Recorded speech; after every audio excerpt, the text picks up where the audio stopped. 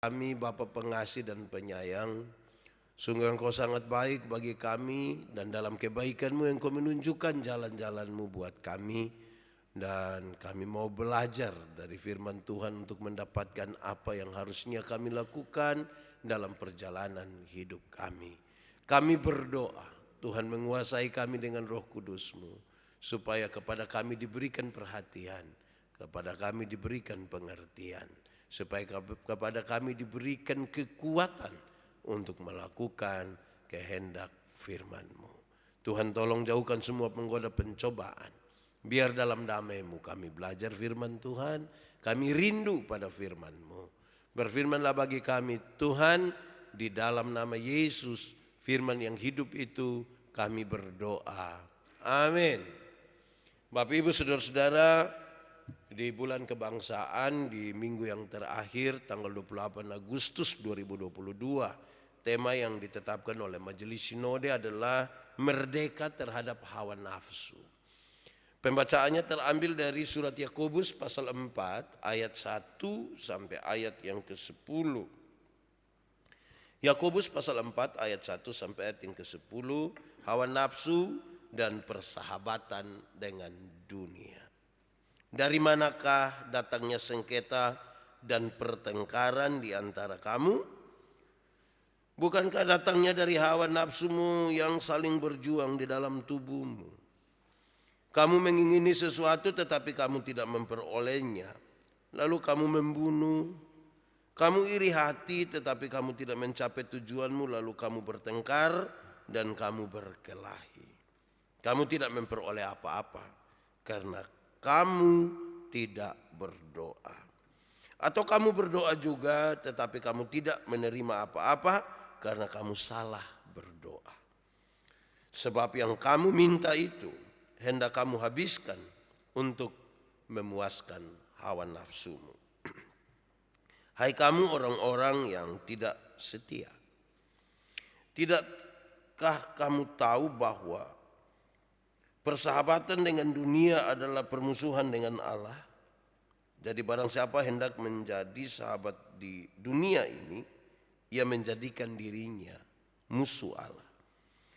Janganlah kamu menyangka bahwa kitab suci tanpa alasan berkata, roh yang ditempatkan Allah di dalam diri kita diingininya dengan cemburu. Tetapi kasih karunia yang dianugerahkannya kepada kita lebih besar daripada itu. Karena itu ia katakan, Allah menentang orang yang congkak tetapi mengasihani orang yang rendah hati. Karena itu tunduklah kepada Allah dan lawanlah iblis, maka ia akan lari daripadamu. Mendekatlah kepada Allah dan ia akan mendekat kepadamu. Tahirkanlah tanganmu, hai kamu orang-orang yang berdosa, dan sucikanlah hatimu, hai kamu yang mendua hati. Sadarilah kemalanganmu, berduka cita dan merataplah. Hendaklah tertawamu kamu ganti dengan ratap dan sukacitamu dengan duka cita. Rendahkanlah dirimu di hadapan Tuhan dan ia akan meninggikan kamu. Demikian firman Tuhan. Berbahagia setiap orang yang mendengar firman, memelihara dan melakukan dalam hidup setiap hari. Haleluya. Haleluya, haleluya, haleluya. Bapak Ibu Saudara-saudara, shalom. Sekali lagi shalom. Bapak Ibu Saudara-saudara, tema kita hari ini adalah merdeka terhadap hawa nafsu. Diharapkan setelah mendengar berita ini, pemberitaan firman Tuhan hari ini, benar-benar kita merdeka untuk mengelola nafsu yang ada di dalam hidup kita. Itu harapannya ada di situ, saudara. Dan karena itu di bulan kebangsaan ini kita bukan saja belajar tentang bagaimana mengisi kemerdekaan, tetapi juga belajar tentang bagaimana orang merdeka mengatur dirinya. Kenapa hal itu penting, saudara? Saya mendefinisikan bahwa merdeka itu adalah kebebasan untuk mengatur kita pun diri. Salah satu arti begitu dari kemerdekaan. Kita dapat kebebasan untuk apa? kebebasan untuk atur kita pun diri. Nanti aturannya bagaimana, sebentar baru kita lihat. Saudara-saudara, karena tema ini berbicara tentang hawa nafsu, maka saya mau tanya kita dulu saudara. Setiap kali bicara tentang nafsu ini, kira-kira apa yang ada dalam pikiran saudara? Nafsu apa? Coba saudara pikir-pikir, kau sebutkan. Saya coba pikir banyak tapi tidak dapat juga. Saya dapat dua saja. Satu dia pun nama nafsu makan, satu dia pun nama nafsu seksual. Yang lain ada nafsu lain leko. Yo ada, pasti ada. Nafsu apa kira-kira? Nafsu untuk menguasai, nafsu untuk beli baju, nafsu. Banyak-banyak ini nafsu ini. Ada banyak dalam kitab hidup saudara-saudara. Di awal ini saya mau mengajak kita untuk melihat tentang apa yang menjadi pikiran orang-orang Ibrani, pikiran orang-orang Israel, saudara. Ketika seseorang mengingini sesuatu, maka seluruh kepribadiannya terlibat dalam keinginan itu. Saya ulangi.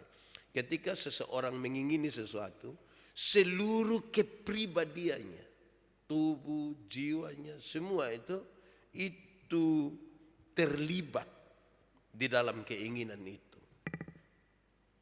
Bukan sekedar itu saja saudara, bahwa jika yang diingini itu bersifat salah, jika yang diingini itu salah, dan keinginan itu tidak terkendali, ada efek. Apa itu efeknya? Akibatnya dia akan merusakkan, dia akan membuat rusak kesejahteraan orang lain, bahkan sampai bisa merusak kesejahteraan masyarakat banyak. Jadi kalau ada keinginan yang sangat kuat di dalam tubuh kita, terus itu tidak bisa dikendalikan, itu dia bisa merusak orang lain pun kesejahteraan. Terus bukan saja satu orang, bisa saja merusak banyak orang. Misalnya saya punya nafsu yang tidak terkendali untuk berfoto. Jadi saya di mana-mana saya mau foto, naik mimbar cuma foto, naik di situ foto, semua foto tuh. Saudara bayangkan, lama-lama orang yang duduk di sini nih menjadi kehilangan sejahtera gara-gara saya pun nafsu berfoto itu. Satu kehilangan, satu lagi, satu lagi, satu lagi. Jadi saudara-saudara, karena itu dalam hukum yang ke-10 dia kasih ingat, hati-hati dengan keinginan no. Jaga baik-baik supaya kamu tidak serakah. Jaga baik-baik supaya kamu itu jauh dari keserakahan. Jangan mengingini apapun yang dipunyai oleh sesama. Orang Ibrani membangun hidupnya dengan pikiran begitu. Jadi bahwa kalau orang ada nafsu ya betul sudah. Tapi jaga supaya kemudian dia tidak menjadi hawa nafsu yang tidak terkendali. Pembacaan kita hari ini saudara, kita sebelum masuk pembacaan, saya ajak kita untuk memahami artinya dulu. Nafsu dan hawa nafsu itu beda kok sama ya? Oh, beda. Saya catat di sini saudara, ini juga kutipan sebenarnya.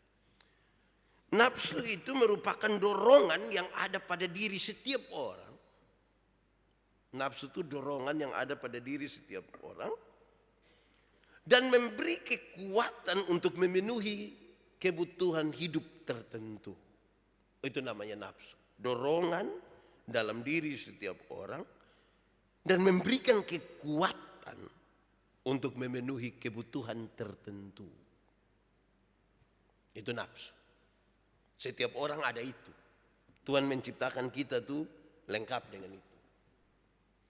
Tetapi hawa nafsu adalah, ini nafsu yang sudah ada setiap orang, kemudian diartikan lebih.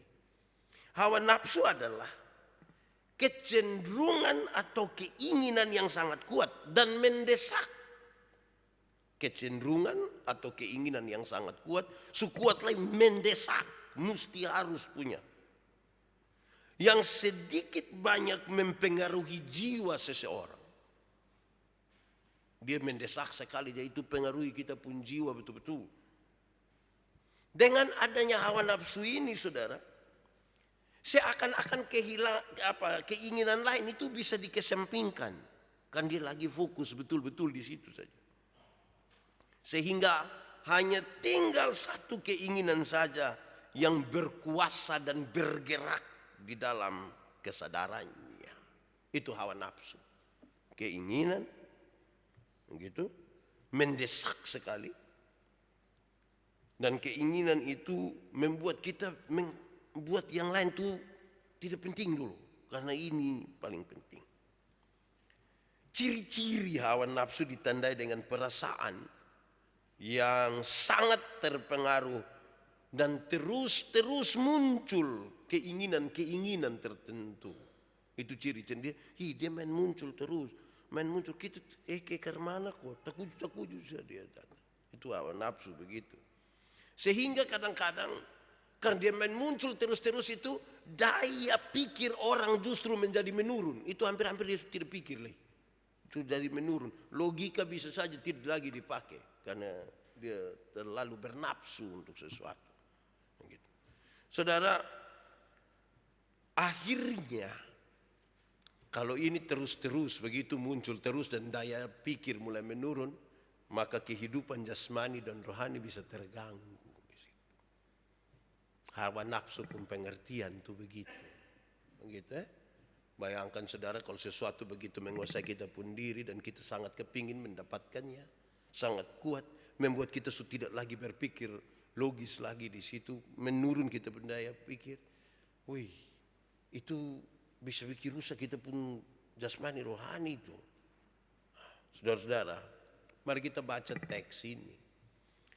Pembacaan kita hari ini menarik kan dimulai dari sebuah pertanyaan. Pertanyaan yang sangat reflektif, tetapi pertanyaan ini sangat penting. Jawabannya itu gampang saja jawab karena ada dua pilihan saja. Tapi dia sangat reflektif dan penting sekali. Kenapa? Karena itu berurusan dengan apa sih tujuan hidup dari manusia. Dari manakah datangnya sengketa dan pertengkaran di antara kamu? Ini berkaitan dengan tujuan hidup manusia. Tujuan ini berkaitan dengan apakah manusia mau menaklukkan dirinya kepada kehendak Allah. Menaklukkan dirinya kepada kehendak Allah. Apa yang Tuhan mau. Atau memuaskan keinginan manusia dengan dan untuk kesenangan di dunia. Pertanyaan tadi itu membawa orang untuk memilih, merenungkan, merasakan, mengukur. Apakah kita sementara takluk di bawah apa yang menjadi kehendak Allah? Atau justru kita ingin sekali memuaskan diri kita dengan dan untuk kesenangan dunia. Ini membuat menarik sekali pertanyaan ini, saudara. Kalau kesenangan yang dikehendaki, kalau kesenangan dunia yang dikehendaki, ikut kita pun mau tadi, saudara, maka pasti akan terjadi pertengkaran. Kenapa? Kok saya mau ini, kok Uji mau ini, Pak Lulu mau ini, Koi mau ini, Kak Edwin mau ini. Kalau kita mau kasih puas kita pun diri dengan kesenangan, pasti akan terjadi pertengkaran. Kok manusia bagi banyak dengan mau yang beda-beda. Bukan saja pertengkaran, tetapi sekaligus juga ada kebencian. Orang kalau sudah bertengkar itu pasti bencina. Bukan saja kebencian, tapi pasti dia berujung pada perpecahan. Kau semua pun mau begini, semua pun mau begini, dan itu begitu kuat ada di dalam diri tiap-tiap orang, ya akhirnya bertengkar. Kalau sudah bertengkar itu benci. Kalau sudah benci itu pasti perpecahan. Saudara, kita jangan omong sampai soal saya dengan Ko Uji, Ko Desa apa. Kita suami istri saya bertengkar, saya masing-masing kepingin memenangkan pertarungan. Pas waktu dua bertengkar suami istri gini, tiba-tiba ibu iris bawang, iris kena dia pujari. Wih, itu kita rasa kayak bilang, ih, co janjari, co iris bawang dan dia pun kepala baik. Gitu. Kayak begitu. Kan pasti kita benci dan wih, kepingin lihat orang lain, susah itu. Nah, kira-kira begitu. Saudara, senang kepada kesenangan dunia akan menimbulkan dendam. Hal-hal tadi yang membuat kita bertengkar, buat kita pecah itu dendam. Bahkan dendam itu panjang sekali. Wih, kalau sudah dendam itu pengampunan sudah tidak ada. Dia hidup hanya dalam amarah saja. Tuhan bilang nanti jangan bawa amarahmu sampai matahari terbenam. Tapi ini matahari sudah terbenam berulang-ulang, ini dia tetap dendam terus. Bahkan itu orang sudah mati habis juga dia pun dendam belum habis juga. Wih, ini bisa mati ini. Dia akan dendam berkepanjangan dan bencian dalam sekali. Wih, susah juga ya kita gitu. Saudara bayangkan kalau saudara benci saya, saudara dendam saya. Terus tiap hari kita ketemu begini. Saudara puas hati bergelora tuh. Wih, tidak aman sebenarnya ini hawa nafsu ini sebenarnya. Kalau dia ada di dalam kita. Mari kita lanjut saudara. Kalau itu terjadi, kesenangan-kesenangan kita yang ingin kita puaskan tadi sudah terjadi halal itu.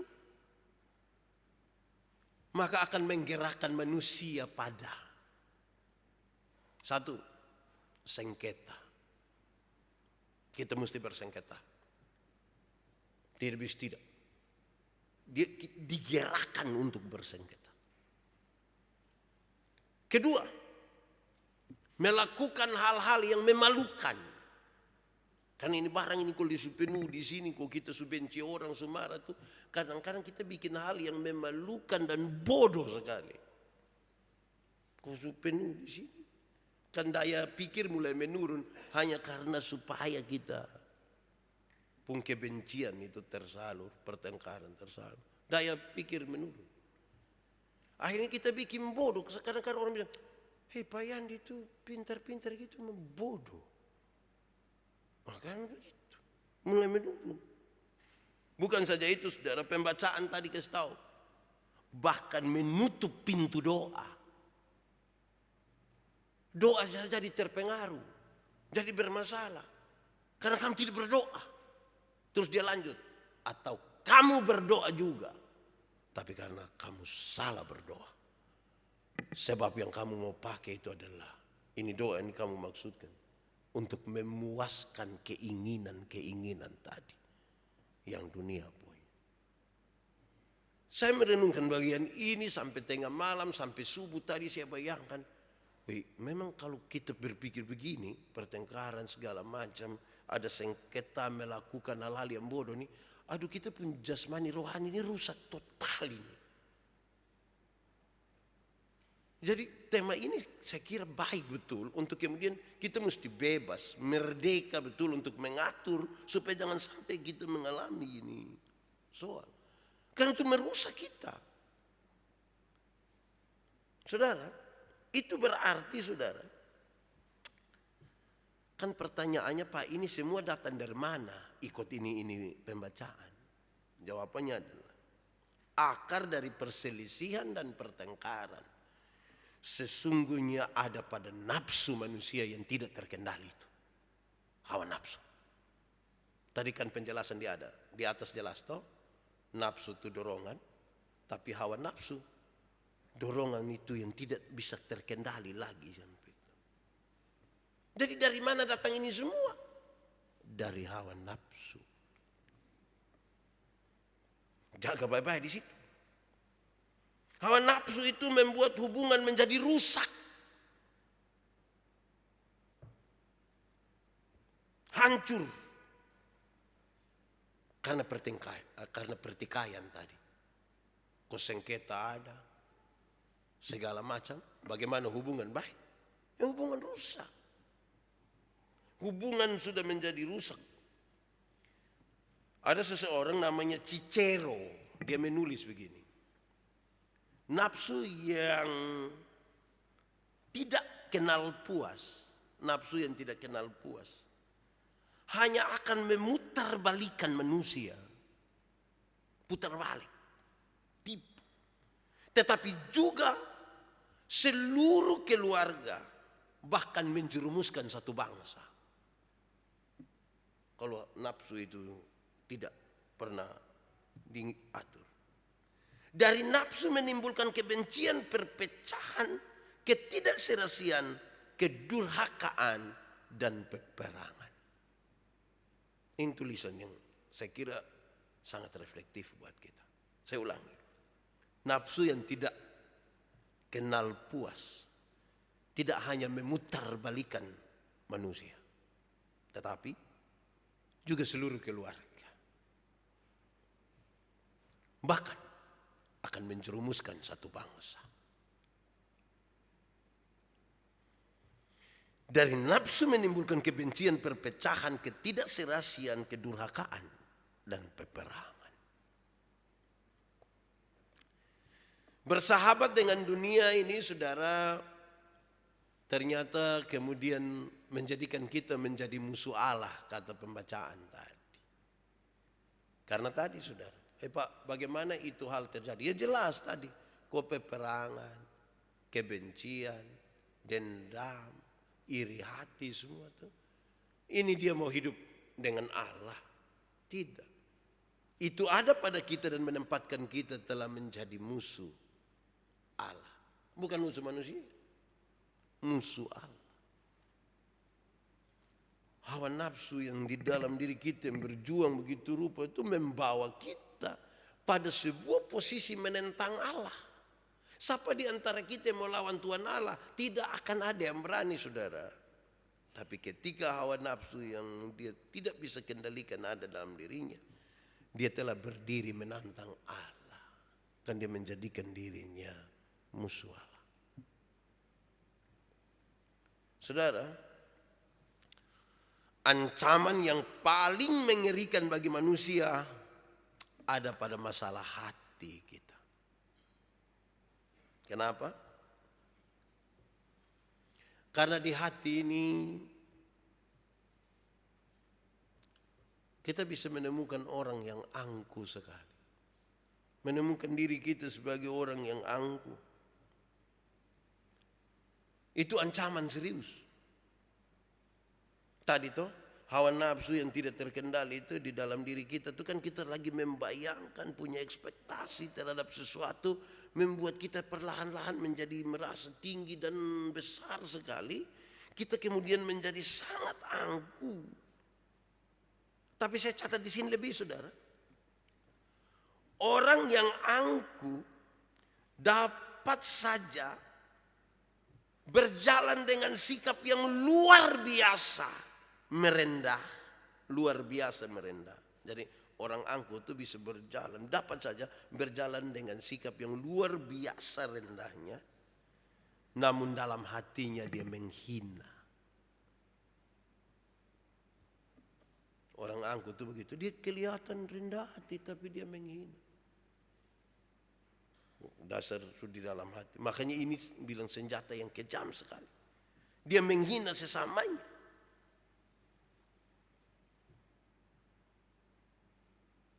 Saya ketemu Simon, saya bilang, Om Simon. Padahal dia bilang, lusa. Jadi orang angkuh itu bisa kelihatan sangat rendah hati. Yang biasa orang bilang dia ada merayap di atas bukit. Bapak-bapak mari makan kosong, sa bapak makan kosong. Wih, ayam dan semua ada bapak. Baru kita tanya, ini makan kosong? Kita di sini memang makan kosong hanya begini. Kalau makan isi itu yang bukan ayam, sate depu kandang, ikut depung. Kita ini, jadi kelihatan rendah. Bapak-bapak mari, ini singgah kau di rumah, kau di gubuk-gubuk yang ini kita pun gubuk ini tidak layak untuk bapak sampai di situ, tapi mari. Padahal ada dia mau kasih tunjuk ini.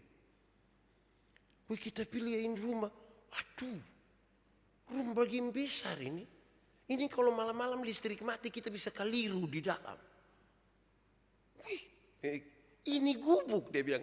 Memang kalau untuk ukuran kami ini baru gubuk Bapak. Nah mati gitu. Jadi saudara, orang angku itu bisa kelihatan sangat-sangat rendah. Tapi dia sementara menghina. Dia sementara menghina. Orang foto-foto pakai HP, baru dia lihat ini HP begini dong ini. Itu dia sengaja bilang, dia WA, dia pokame, lu telepon beta dulu, sengaja telepon beta.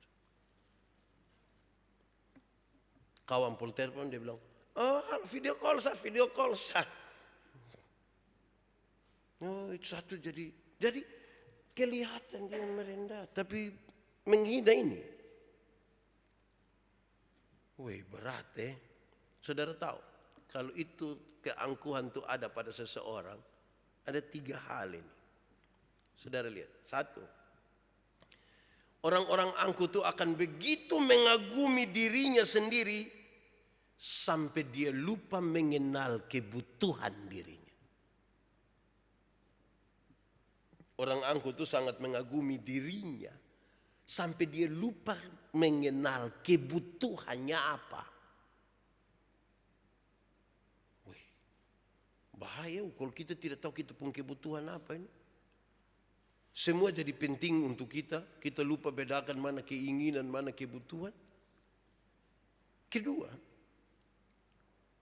orang-orang angkuh itu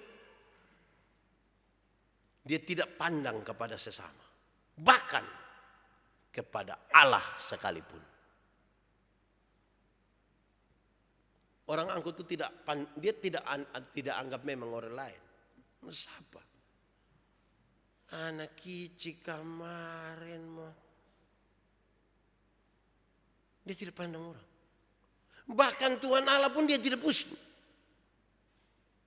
Karena dia bisa pakai kekuatan lain di luar daripada kekuatan Tuhan. Mau pusing apa dengan Tuhan? Kau Tuhan, diikut Tuhan ini aturan terlalu banyak karena kok. Ketiga, karena itu orang angkuh itu bahkan tidak mengenal dosanya sendiri. Kok dia tahu semua yang dia buat itu semua benar. Nah. Orang angkuh mana yang mau akui kesalahan? Yang dia buat semua benar. Saudara lihat ini hawa nafsu pun cara bermain ini betul-betul apa? Kita minum mabok, saya minum sopi itu pengaruh habis kita masih itu hilang. Tidur habis itu makan mie panas-panas sudah hilang. Tapi ini hawa nafsu ini bisa bermain bertahun-tahun dalam kita punya hidup dan kita tidak sembuh-sembuh juga. Sudah cukuplah di situ. Mari kita jawab tema dulu. Kita mesti merdeka dari sini. Merdeka dari ini hawa nafsu. 3 hal.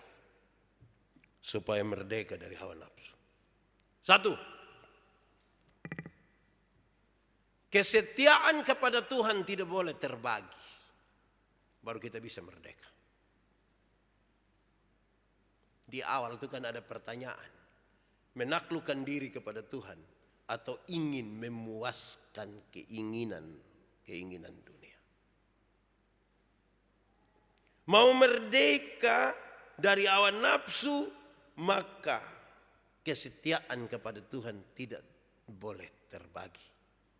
Kalau setia, setialah kepada Tuhan.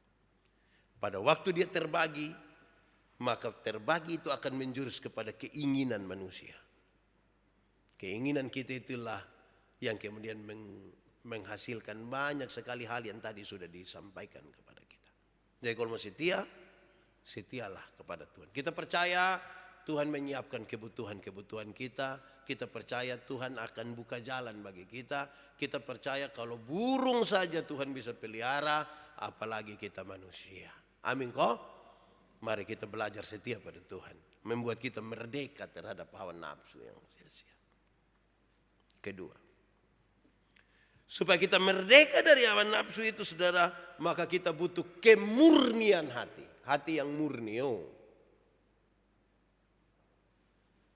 Dari hati itulah terpancar kehidupan. Kalau hati kita tidak murni, dia mempengaruhi tindakan. Karena ada sesuatu yang kita sisipi di hati.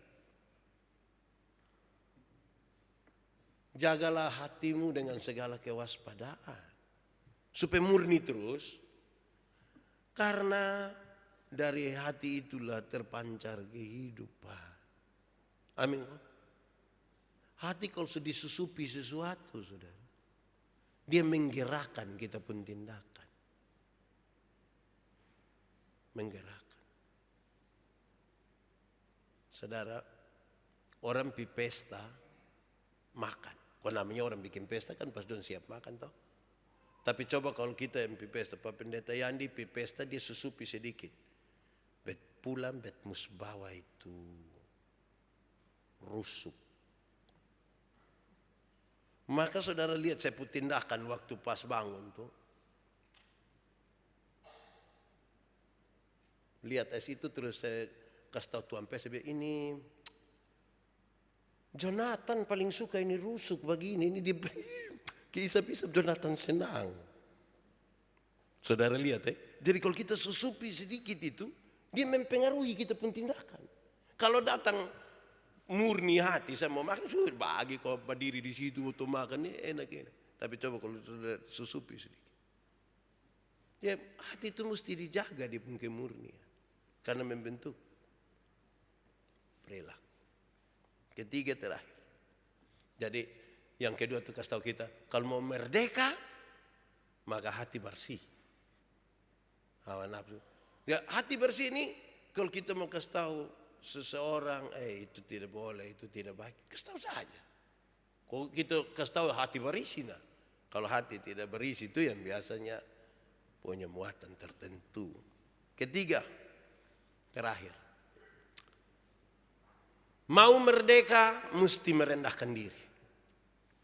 Karena Tuhan tidak suka orang yang congkak hati toh. Kalau kita congkak hati, kita lawan Tuhan nah. Ketinggi hati, sombong, angkuh tadi, lawan Tuhan. Rendah hati. Oh, gitu. Rendah hati. Rendah hati bukan rendah diri. Kalau rendah diri ini kayak kita rasa tidak pantas toh. Kita pemuka keluar begini juga itu beta pemuka. Itu rendah diri. Rendah hati itu orang yang betul-betul dia penuh sopan santun, penuh iman, penuh kesabaran, penuh kemurnian, menghargai dengan tulus. Itu rendah hati. Rendah hati. Bukan pencitraan. Pencitraan itu bikin kerendah hati. Tapi rendah hati yang tulus itu bukan pencitraan. Itu betul-betul memang rendah hati. Dan sampai kok orang yang pencitraan itu pas orang kerja ini jemaat dong kerja bersihkan gereja. Terus beta kasih tahu ini Nando. Pas beta ini angkat bangku itu, lu foto atau lu bikin video pendek, baru lu kasih tahu bilang, Pak Yandi turut bekerja. Itu pencitraan dia pun nama. Kalau kerja ya kerja saja. Soalnya usah ke karmana kuang, ke jam begitulah. Kerja lurus-lurus. Itu rendah hati. Karena Tuhan paling suka lihat kita punya hati yang murni, tulus dan penuh dengan kerendahan itu. Tuhan sayang. Saudara, ini bagi saya bahan yang menjungkir balikan saya punya pikiran, perasaan banyak sekali. Karena tanpa sadar kita kira kita ada aman, maka kita lagi bergumul dengan ini. Saya terkoreksi dengan ini bahan. Semoga ini juga menjadi bagian kita. Tuhan memberkati kita. Mari kita tunduk kepala, kita berdoa. Bapa di surga, terima kasih banyak untuk berita firman buat kami hari ini. Kami terkoreksi. Karena kadang-kadang kami pikir apa yang kami pikirkan itu paling benar. Sampai tanpa sadar kami menjadikan diri kami musuh Tuhan. Kami tidak mampu, kami tidak bisa, kami tidak layak. Tuhan tolong kami.